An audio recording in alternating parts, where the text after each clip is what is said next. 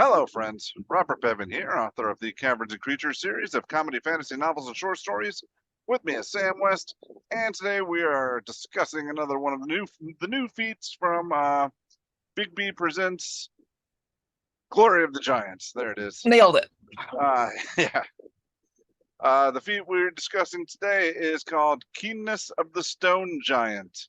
Indeed. Which keenness is not a word I would describe stone giants with ubiquitously, but sure, I guess that's what they went with. Like stoicism of the stone giants, maybe, or like just rocks of the stone giants. That's basically what this feat is.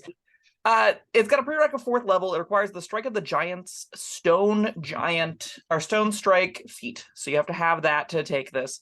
It gives you a couple of things. So it gives you an ability score increase. You increase your strength, con, or wits by 1 to a max of 20. Solid. Great. If it gets not uneven, I love it. It gives you cavernous sight, which is dark vision up to a range of 60 feet. But it also says if you already have dark vision from another source, its range is increased by 60 feet. I love that text. Stick that text on every single dark vision ability in the game. I love it. Or any ability that gives you something you might already have. Yep. Like the other example I can think of is telekinetic gives you a boost to your mage hand spell. If you already have it, yeah. Yes. It's real. I feel like there's so many instances of these kinds of effects in games that don't stack, like dark vision or and mage some hand. will even say they so. should. If you already have this, then screw you. Honestly, let that just be naturally how skills work, where like if you were to get an additional skill that you already have, just give it expertise. Easy. Like that seems like the natural course of action. But anyway, the last thing you get, and this is the meat of the feature, is Stone Throw. So as a bonus action, you can take a rock and make a magical attack with it. The attack is a ranged spell attack with a range of 60 feet that uses the ability score increased by this feat as the spellcasting ability. So if you increase your strength, this is a strength spell attack, which there are very few of in all of Dungeons & Dragons. I don't know if this is the first, but maybe. This is very much as I cast rock, which is neat. On hit, the rock deals a d10 force damage, and the target makes a strength saving throw, DC 8 plus your proficiency bonus plus the spellcasting ability modifier, or have the prone condition. You can use this bonus action a number of times equal to your proficiency bonus and get all back when you finish a long rest. So you get a big rock, you hit something with it, you do a d10 plus 2 force damage, or 4 force damage, or whatever your proficiency bonus is, and sometimes they get knocked prone. Bob. All right. What do you think? I don't really like the flavor. You throw a rock. However, a little bit of damage, knocking something prone, possibly. That's kind of cool. And I like the dark vision thing. Yeah, like you already said it. Extending your dark vision if you already have it, that's cool. Especially if you have some things give you 120 feet worth of dark vision. So and now you have 180 feet worth of dark vision, which is pretty sweet. I will say this, like there's definitely diminishing returns on dark vision, because whenever you're adventuring in darkness, that normally means you're in caves or dungeons, and those areas aren't guaranteed to be giant cavernous spaces. Right. Like 180-foot dark vision isn't going to see much beyond the wall 70 feet away from you at best, right? So there is definitely diminishing returns. And even like dark vision on its own isn't necessarily the most useful trait in the world, just because, still disadvantage on your ability checks for perception and whatnot, and other things alongside, because like everything's treated as dim light for you if it's still pure darkness, so light's still kind of incentivized anyway, and a lot of DMs don't like going with the headache of it, but it's still fine. You're right that it gives you a little bit of an extra boon. There'll be a couple of niche instances. I think going from 60 to 120 is a lot more meaningful than going from like 120 to 180, but I think it's fine. Well, I mean, what I'm thinking is it's what was I going to say? Oh, yeah. Another reason dark vision isn't so great is because, like, everybody gets it. Yeah. But if you get dark vision that exceeds someone else's dark vision, then if you do have a big enough space in the dark, hit them with some ranged attacks. Yeah. And, I mean, not with Stone Throw, because it's definitely not far enough range, unfortunately. No. Again, this is a different thing. Mm-hmm. But I think also, all right, one more benefit of this dark vision is that it's passive. This isn't something you use X number of times a day. So there's that going for it. Yeah, we saw the damage resistance in cold or in fire and frost have like this is useful in some encounters per campaign. I would guess the average table will find those more relevant than this, as far as like expanding your dark vision into a meaningful new space. Still, that being said, I like these kinds of passive effects that give you a little bit of a niche that you're slightly better in, as long as they're without a feature that also is like very easily usable, and Stone Throw is definitely that. Stone Throw is the kind of ability that you stick on a barbarian, you stick on a fighter, you stick on a paladin, and they engage a fight by grabbing a rock, hucking it at something, knocking it prone, and then smashing it twice at advantage, right? And that's such a cool engage tool. I think it's stupid, but yeah, cool mechanically, but I can't picture a paladin doing that. So I like the image, right, of All a to paladin. the boink. You're in like a ruined building, right? And you got a great sword in two hands. You set it down for a second. You grab just a chunk of rubble from like behind you, and it's very much like a dirty fighting kind of thing, right? Where you just throw it, smash someone's skull over. I love that. I love the Oath of Vengeance paladin that, you know, he's scored. He's got battle scars. He's done being a goody two shoes, and he's turned into a little bit more of a dirty fighter. I think that's a cute arc for that character to take. This like plays into that fantasy really well. And also just like a obviously awesome barbarian thing, right? Yeah. Oh yeah, like, barbarian all the way. Yeah. A lot of other use from it too. I think my biggest beef with it, there's a lot of little beef that I have with this ability, is I don't want to go through the hoops to get this, so I don't think it's that impactful. I think it most of the time will look like a 2 or 3, maybe 4 use per long rest bonus action attack. That's fine, but I would much rather have feats that give me like a larger scope of build that I'm consistently using. So like Polar Master, Great Weapon Master.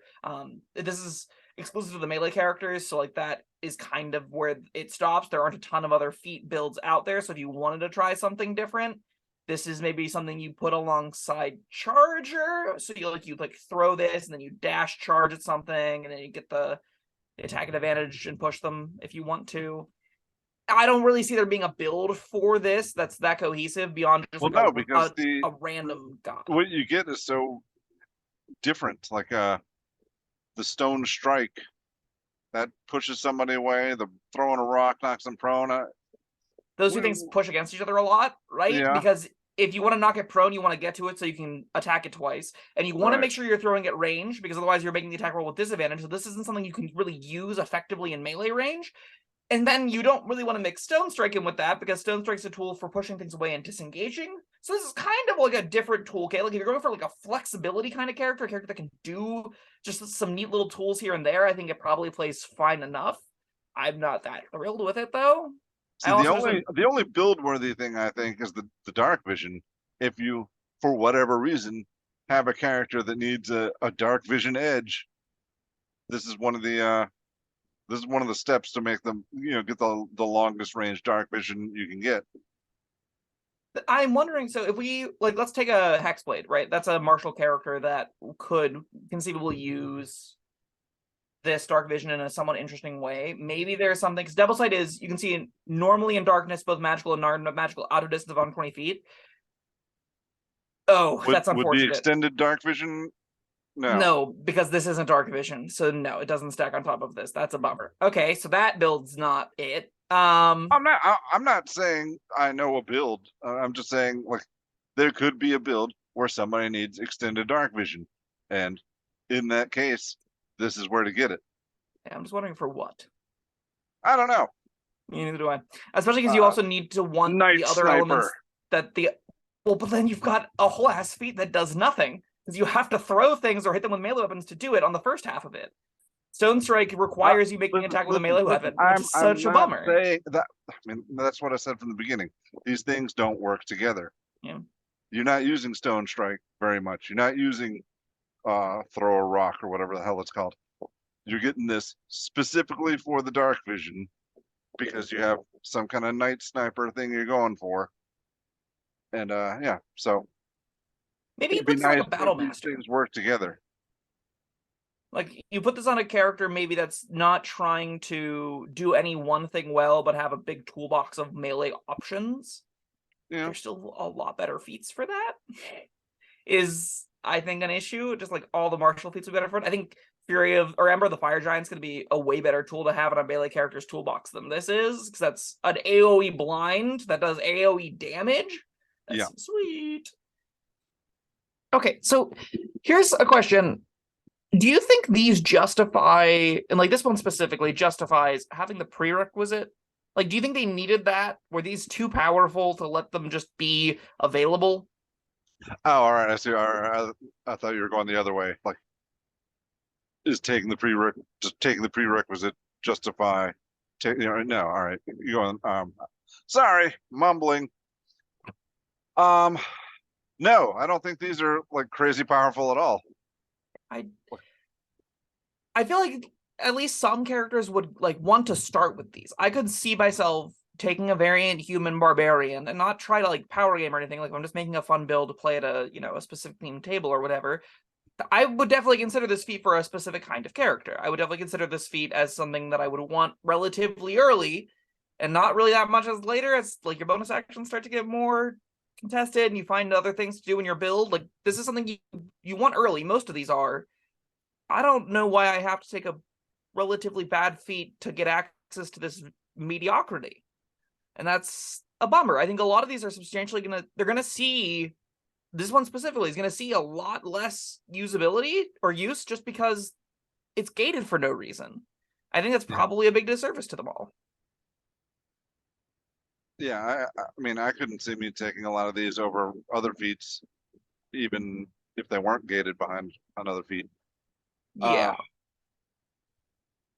I want to try them though. I want to play with some of these. I've done a lot of Dungeons and Dragonsing. I want to experiment with the little new toys they release. I can't because this requires me playing with like 13th level characters. Just start using these Just start effects. throwing a rock. Exactly like that. I don't think there's a particularly good reason why it's gated this way, and I think that they probably it's to the disservice of people. It's a disservice to wizards. Like people are going to want the books less if there isn't usable content for them right now, and there isn't because you have to take a single one of the feats that is like a D10 fire damage, a D6 plus a 10-foot push sometimes. Like I don't want to commit a feat to that. So I don't want to go buy the book because I have to take that feat if I want to do any other stuff to reference Well, I and mean, things. you don't. I mean, you can start higher levels. That's fine. I mean, you can play this right now. Roll up a 13th level character. But does anyone want to take the strike of the giant? What is it, stone strike feat Not really. to get this? Like, I could. Yeah. You know what else? Even if it wasn't like a power thing, if it was this thing builds on the first thing, Yeah. okay. But it's not cohesive like that at all. There are ones that are less cohesive that we'll get to touch on soon. But Great. like I think Frost is actually a great example. We talked about this one prior. There's like you're locking something down, so it can't hit you, so you can't use the reaction to lock it down. And you're like this weird, like this feature just doesn't function in the context of the other one. You need to use it, and it's really clunky. This one is kind of similar, but like again, maybe you want to use them in different situations, so you're going for like breadth of options. I still don't think that's a pretty good reason. I think there's an interesting idea I mean, here. most people want to make a character do one or two things really well. Yeah. That's And if unless you don't, you're if probably they playing want to be spellcaster. a jack of all trades. I mean, that's this. You want to be. You want to still be competent at some of them. Like Yeah. this isn't. This is nothing special. Yeah, I think this is like if it didn't have a prereq, I would give this a 3, but it has a prereq that makes it so much like I can't ever take this early, so it's a 2. Like I don't really care about Stone Throw that much past 10th level, and that's when it starts to become like readily accessible. And if that's the case, that means I've been sitting around with like, oh, I spent a whole feat on 3d6 worth of knockbacks. That's not even remotely worth one of those earlier feats. So that leaves this as something that I've never end up taking. So yeah, I think you probably won't be that disappointed if you can get it on your sheet, and it will probably give you a pretty clean, fine play pattern. Now again, you're engaging something, you throw a rock to not get prone as opposed to your regular throw weapon, then you hit it twice, and you get an extra attack in that play pattern because this exists. I don't see a lot of builds finding that justification for taking a D6 on hit with a 10-foot knockback. Yeah, I mean, and like you said earlier, by the time this comes online for most characters, you're gonna have other things to do with your bonus action anyway. Like, yeah, better things. there's like this just competes with Barbarian Rage. and that's a really big issue, right? Like you can't Yeah, rage for the and character throw a that stone wants in to the throw same turn. rocks. Yeah. I think this is going to end up feeling pretty clunky if you're not specifically fighter. But I guess, again, Paladin also is the option I would see maybe can get a little bit more use of this. Maybe Monk. Maybe Monk, you know, you're mainly dexterous and you take the whiz bump with this, so you're attacking with your wisdom modifier, so it's a pretty cohesive, like, your ability score array is still fine. And then you get, like, you know, your flurry. Oh, but then you can't make your offhand attacks a bonus action. Yeah, this is real clunky. It just gets worse the more I think about it. Oof. I'm sticking with my 2. I think 2 is responsible. I don't think it's unusable, but it is by no means exciting. I don't, you know, I'm a big fan of the 10-foot push from Stone Strike, but we're not talking about that now. I'm kind of cool in the Dark Vision if you can find a build that that needs that. I think you're right in that there's not many. Yeah. And yeah, I don't like the whole flavor of throwing a rock being a big feat. I'm excited to get and I find have that to wait surprising. I would expect you as a person to enjoy a dumb character hit people with big rocks sometimes. That seems like a perfectly reasonable and somewhat funny thing to do. I can throw a rock from level 1. That's a good point. It'll just be really ineffective. Yeah.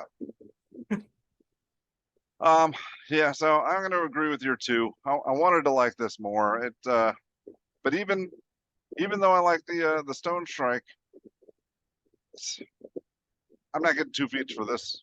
Yeah. All right. Well, that was we are not too keen on Keenness of the Stone Giant. Does keenness mean something? Like, am I crazy? That word doesn't mean what this implies it means, right? The quality of being eager and enthusiastic in no way, shape, or form describes stone giants. Or, I mean, like keen as in keen mind. Also. Okay. You're okay. There you go. That helps. Readiness or like sharpness of mentality is kind of their thing. Okay. Thank you for walking me through that. That's useful. Okay. And keen mind also sucks. And also, yes, the keen feats are not ideal.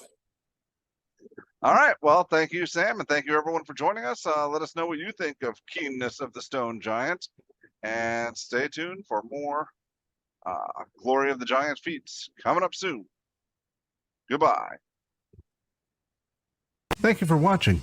If you found this helpful, informative, or entertaining, I'd really appreciate it if you hit the like button below. You needn't smash it, a gentle tap will suffice. If you want to see more videos like this, subscribe to the channel. And make sure you check out the links in the description, where you'll find my Caverns Creatures series of comedy fantasy novels, Sam's full review of the spell, and other fun things.